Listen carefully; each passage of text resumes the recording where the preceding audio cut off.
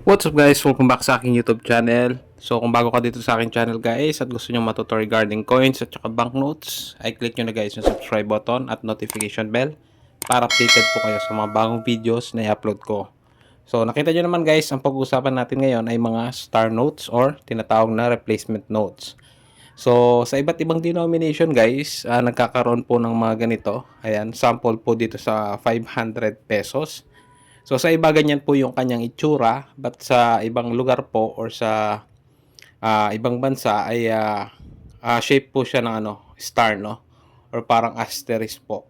And yung position niya po is depende rin sa iba po, gaya po nung sa atin ay nasa unahan, then dito sa mga US coins is nasa hulihan po ng serial number.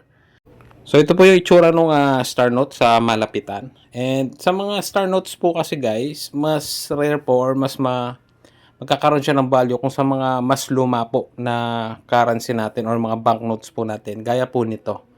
So pagdating naman po sa mga ganito guys, depende pa rin sa denomination at saka kung anong klaseng banknote po yung merong ganitong tinatawag na star note. So ito pong mga star notes na ito guys or tinatawag ng replacement notes. So sa word na replacement guys, during production kasi guys, hindi po maiwasan na magkaroon ng misprint or error yung mga banknotes kasi sunod-sunod po or halos sabay-sabay po ginagawa yan. Ngayon, para hindi po na kumbaga hindi na lang i-print ulit yung kasunod na serial number.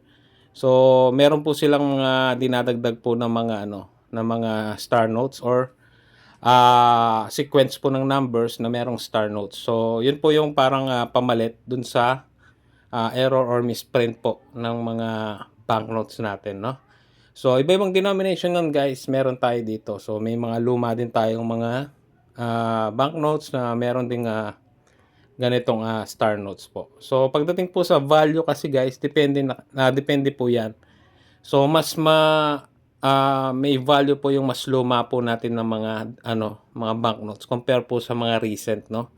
So, yung mga luma kasi guys, like yung mga English series and yung mga bago pa yun guys, no? Yun po yung merong mga tawag dito, may mas value compare po dito sa mga bagong perang papel po natin, no? So, sa presyo guys, hindi ko ganun kakabisado kasi nakafocus po ako sa mga coins. But anyway, yung mga mas luma lang po talaga ang may value pagdating po sa mga replacement notes, no?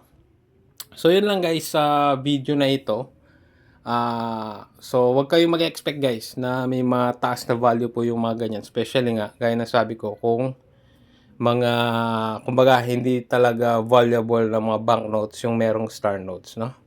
So, ito, additional na lang guys, mas magkakaroon siya ng mga value kung halimbawang solid number, gaya nung isa.